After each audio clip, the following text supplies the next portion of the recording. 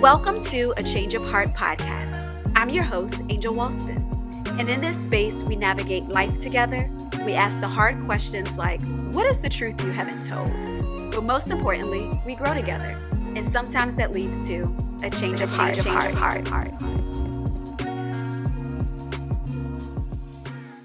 Hey everyone, welcome to episode 1 of A Change of Heart podcast. I'm so excited, just in case you can't tell. I just first have to say thank you so much to everyone who has shared, encouraged, posted, reposted. Listen, the amount of support for this podcast has done my heart well. So thank you so much. I'm so excited that y'all are excited about it like I am. And listen, you still have time to share this episode. So if you hear something that encourages you, or you hear something, you know what? My friend needs to hear this. My girlfriend needs to hear this. Share it with sis, okay? All right, so let's go ahead and get into it. Each episode, we are going to start off with a question of the day. So if you follow me on Instagram, Angel C. Walston, then you know that I like the little questions feature. And we are going to have a question, something like an icebreaker at the beginning of each episode, just to kind of like ease into things, because sometimes we'll be discussing some heavier topics. And so today's question of the day is, what is a song that you always associate with a movie or a show more than you do the actual song itself? So, like when you hear this song, you don't think about the artist, you don't think about the music video, you immediately have a scene that comes to mind in your head. So, the song for me is the Making My Way Downtown, Walking Fast. Dun, dun, dun, dun, dun, dun, dun, dun. Every single time I hear that song, I immediately think of, y'all know, white chicks. Every single time. I don't even know the name of the girl who sings the song. I don't even recall seeing a music video for it. I immediately go to White Chicks and I immediately think of What a Beautiful Chocolate Man. So that is the song that I always associate with a movie versus like the song itself or the artist. And I want to know, what is the song for you? And what's the song? And then also, what is the movie or the show that you associate it with? If you're watching this on my YouTube channel, leave your answer in the comments. And I'll also post it in my Instagram story. So let me know. All right, let's go ahead and jump into today's topic of I'm not doing anything. I wanted to talk about this because this has been my life for 2020, to be really honest. And a large part of that has had to do with the fact that we are living in a whole global pandemic. Hello, somebody. Can we talk about Corona and her disrespectful self, who has come up in here and flipped life as we know it upside down? And she ain't going nowhere. Cause I've been asking, I'm like, sis, are you done or are you finished? Like, what's really good? I live in Virginia, and back in March is when everything shut down for us. And granted, life as we know it is somewhat returning to normal, but it also very much so feels like we are still living in the twilight zone. Maybe it's just me, I don't know. But I remember when everything first started, seeing so many posts on Instagram, Facebook, everywhere about how, people are working from home. You have this extra time that you would have never had otherwise. And this is your time to create. This is your time to produce. This is your time to start a business, to write the book, to do the blogs, to do all the things, right? And I remember seeing a post specifically that said, if you don't do anything in this time, then you've wasted this time. If you don't start a business, if you don't create, if you don't do this, if you don't do that, then you've completely wasted this time. And I was one of those people that was like, well, time wasted because I'm not doing anything. Can we talk about it? I remember feeling like I'm not doing anything. And I felt guilty about it. I felt like I'm supposed to be doing something. I know I am, but I'm not. And I wanted to cover this topic because I'm pretty sure that I was not the only person who felt like that. Listen, I've seen people killing it during this time, okay? They have been fruitful, they have been productive, they have been successful in the midst of famine, in the midst of a pandemic. Congratulations. Kudos to you. I'm here for it. I love to see it. But the reality is that's not everyone's reality, right?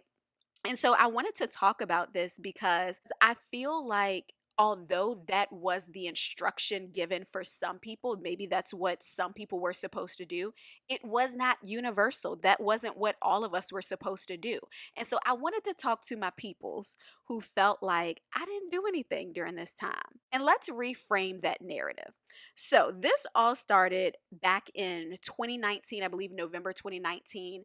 I remember I was finishing up doing videos for Change Hearts for the year, and I said I was going to take a break. And fast forward to 2020, I believe it was February or March of this year. And I was like, all right, I'm ready. I'm going to start doing videos again. We're going to start doing all of this content. Let's get it. Did videos maybe for 2 months. And I just remember feeling like, we're about to take another break. And I wrestled with that. And I was having a conversation with my life coach, Shanita. I thank God for her. She's amazing.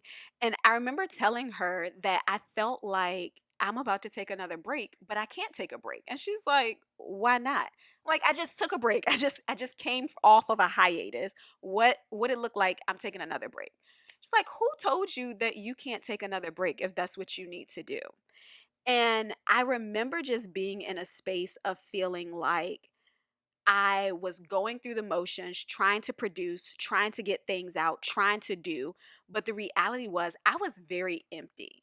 And the moment for me where I was like, you know what, Angel, I'm gonna need you to sit down. I'm gonna need you to not sit down, but I'm gonna need you to sit down, was being in prayer and really just feeling like God was saying, I need you to stop pouring from a place of your first fruits, and I need you to pour from a place of overflow.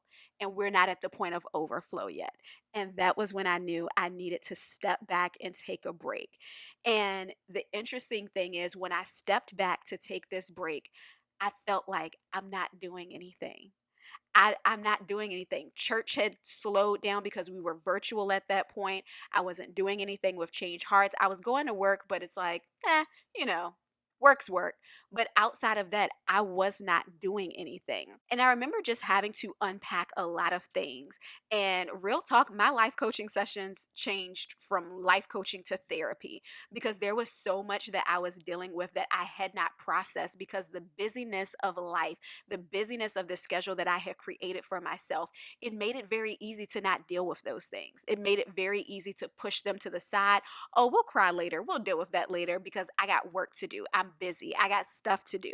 But when all of that was removed, it was like, okay, it's not simply just me taking time to work on myself. This is beyond self care. This is soul care. This is mental health care. And it's not optional anymore. It's a necessity. And the reality is, so many of us, especially as women, we struggle with taking the time to take care of ourselves or taking the time to really just get quiet and to get still because we feel like if you're not doing something that's tangible, if you're not doing something that, keeps your mind preoccupied, or if you're not doing something that produces, creates, that you can actually see an outcome for, you feel like you're not doing anything.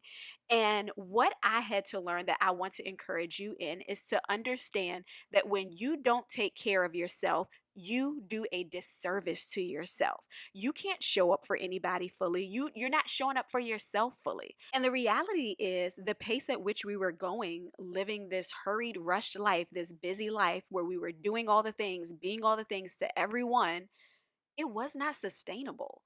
And for some of us, we reached a place of burnout and we ignored it because we just kept going because that's what we have been trained to do. And so when everything slows down, when everything stops, and when you have the time where all of the things that had kept you busy are now removed, and now you have to deal with your thoughts, you have to deal with yourself, you have to acknowledge, oh, I'm actually not as okay as I have told people. I'm actually not fine. Like I've been telling everybody for so long. To actually have to deal with your issues puts you in a position to be vulnerable. It puts you in a space where you actually have to ask yourself the hard questions. So as you're thinking about these last couple of months, maybe you didn't write a book. Maybe you didn't create anything. Maybe you didn't start a business. Maybe you didn't do everything that you're seeing all of these other people who have been quote unquote successful during this time. But what if you took the time to do the inner work? What if you stepped back and really allowed yourself the space to be honest, to be vulnerable, to really even acknowledge where you may have gotten it wrong, to deal with your failures, to deal with the things where you messed up, where you didn't quite get it right?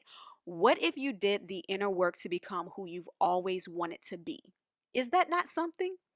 Because the reality is, a lot of times as we're trying to do the inner work, we feel like because we don't see any progress immediately or because we don't see progress overnight, then that means that you didn't do anything.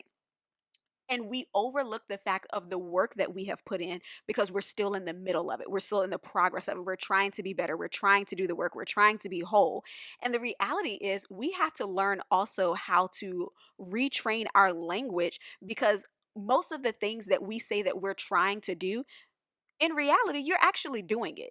You're just in the middle of it, but you're actually doing it. And we don't know how to give ourselves grace for the middle. We know how to give ourselves grace when we overcome, when we get to the other side, but we don't know how to give ourselves grace in the middle.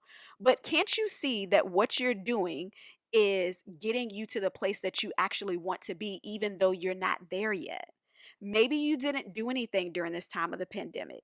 Maybe you didn't do anything that required an announcement, nothing that people could actually see, but you took the time to get whole. You took the time to process your thoughts. You took the time to see a therapist. You took the time to grow in your relationship with God. You took the time to mend relationships. You took the time to deal with your issues. And I think it's so important for us to learn how to acknowledge the power in that, because we have been trained to believe that only the things that require an announcement, only the things that people can see, that's the thing that's important. That's the thing that's worth acknowledging. And taking care of yourself is not equivalent to you not doing anything. We don't realize that when we think like that, what we're saying is we're not important. We're not a priority. We're low on the totem pole in regards to everything else that needs to be done because we're so used to doing and being to everyone else. And our identity gets lost in that at times because we don't realize that we feel like what we do is who we are, and it's not. And the thing is, our routines have been flipped upside down as a result of this pandemic. So, for myself, I was used to going to work, going to church. I was always busy. I was always gone from home for the most part. And then pandemic happens, church is completely virtual for 3 months. I'm not serving. I'm not going physically to the building. All of these things have now shifted. So now I have this extra time and it's like, "Oh, what am I supposed to do with this?" And I even found myself trying to focus on other things just to maintain that busyness because I was so used to doing stuff. I'm so used to serving. I'm so used to being here or I'm so used to being there. And I had to ask myself a question that I want to ask you as well. And that is, who are you outside of what you do? What is your identity outside of your job, outside of your serving, outside of you being a wife, a mother, outside of you being all of these things? Because the reality is, it's so easy to get lost in what we do, and what we do becomes our identity. But you're not just simply what you do. And a part of the reason why we struggle at times when we are out of routine is because when we are taken out of our schedule, when we're taken out of that routine, we lose the structure that has held up this identity for us. It's not that we don't know who we are, it's I don't know what to do outside of what I have always done. So now when you're stripped of that, you actually have to deal with your stuff. You now have a lot of free time to just think and listen. Silence can be louder than noise at times, but our busyness will keep us from acknowledging or addressing the things that we've needed to for years because our busyness has silenced the silence. Our busyness has kept us from actually thinking about these things. Our busyness has kept us from acknowledging and addressing the inner work that actually needed to be done because it's like, "Oh, nope, I don't have time to think about this. I ain't got time to do that. I got to focus on this. I got to do this. I got to be here. I got to show up. I got to do this. Got to be all the things to everyone." So I'm not going to think about what I need to work on right now. I'm not going to think about what I need to be supported right now. I'm not going to think about how I messed up, what I didn't get right. I'm not going to deal with those things. I'm just going to keep busy. What has your busyness helped you to avoid? What has it kept you from dealing with? What are the things that are keeping you busy that has helped you to avoid dealing and addressing what you actually needed to deal with? What are the things that keep you busy? Is it work? Is it school? Church? What are these things that are preoccupying your time that are helping you to avoid? Let's be real. Some of us are not workaholics. You just stay at work to avoid going home. Hello, somebody. Can we talk about it?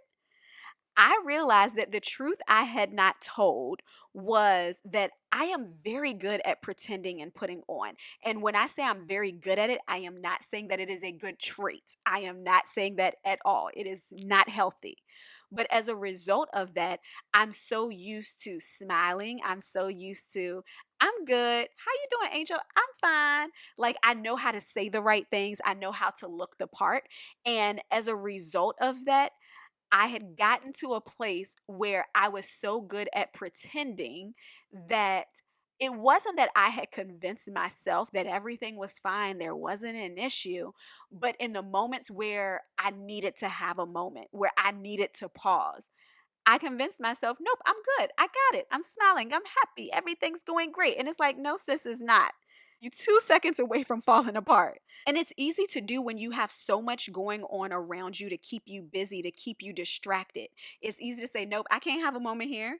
I can't break down here. I got too much stuff to do. I'm busy. I'm busy. But when all of that is removed, you realize you never really dealt with your issues. You just allowed all of your busyness to keep you too preoccupied to actually acknowledge the fact that you are not okay, that you are not healthy. But we get so used, especially as women, we get so used to showing up to get the job done. But at the expense of what? At the expense of what?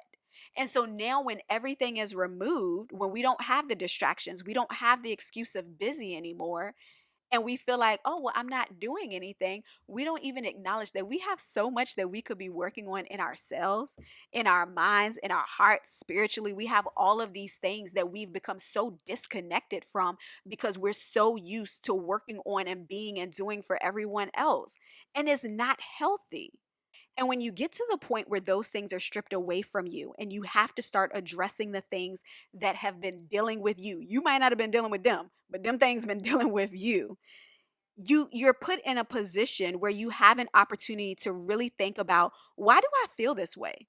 Let's look at this pattern over here. Let's look at the way that I communicate. Let's look at the way that I don't communicate. Me saying I'm not doing anything when in reality I was taking the time to focus on being whole, being healthy, dealing with my stuff, I realized that taking care of those components were not things I prioritized because it was always put on the back burner. And as women, we tend to put a lot on the back burner. We tend to put a lot of things before us. And the change of heart that I had was I needed to remove the idea that to think of yourself, to take care of yourself is selfish. And a lot of us have that mindset, right? But it's like, who told us that? Who convinced us that? Because we feel wrong, guilty even, when we take time for ourselves, to focus on ourselves, to have a little mental health day, to have a little spa day, whatever it might be. We feel guilty because we aren't doing anything. We aren't doing something or producing something, even though we're taking the time to get healthy, to get whole, to be healed, to be free. So when we do go back to serving, when we go back to helping, when we go back to being everything that we always are, we're able to truly be present. We're able to show up for the people we're serving and who we're helping because we're good, because we're in a good space. And we have to realize that when we're not healthy, we not only do a disservice to ourselves, but we also can be put in a position where we do more damage than good because we ain't right. We don't have ourselves together. And I want to encourage you that as you are taking this time, allow yourself to be replenished. Allow yourself to be restored. Allow yourself to take in the moments where you didn't get it right. Take a moment to deal with your stuff. Take a moment to deal with what's been dealing with you for all of these years. And take a moment to acknowledge it. We don't take the time to acknowledge the process of it. We want to get to the other side, we want to get to the end result, but take a moment to acknowledge the work that you're doing because you're doing it and you're doing it well. And so I just want to encourage you to really show up for yourself in this season and to not look at it as being selfish, not look at it as being something that you have to feel guilty about, not something that you have to earn. Can we talk about that? I'm not going to go into that. But rest is not something you have to earn. It's not something that you have to justify, that you have to say I need this. Give yourself the grace to receive it without an excuse, without a reason, without feeling like you have to say, but no, I'm going to take a moment. And that's okay. And I'm doing something by taking that moment, even if I don't do anything, even if my moment of rest is me literally resting. That is very much so something that you need. So I hope that you all have been encouraged by this. I'm really excited about the rest of the topics for this season. And I'm just really excited about us growing together. So I want you to take a moment. Let me know if maybe something you heard, maybe it gave you a change of heart. Maybe it helped you to realize a truth that you hadn't told. So ask yourself that question. What is the truth that I had not told? And let me know what your response is. Also, as you were listening, maybe you heard something that a specific person came to mind. Share it. Share it with your girl, okay? I hope that you all have an amazing week and that you enjoyed today's episode. I'm super excited about what is to come for the remainder of this season. So I hope that y'all are excited as well. And we will meet back here next Thursday. Have a great day.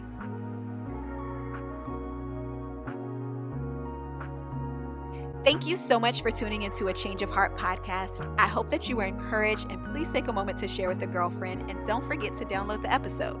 Last but not least, I would love to connect with you. You can follow me on Instagram at Angel C. Walston and Facebook and YouTube at Angel Walston. Have a great week.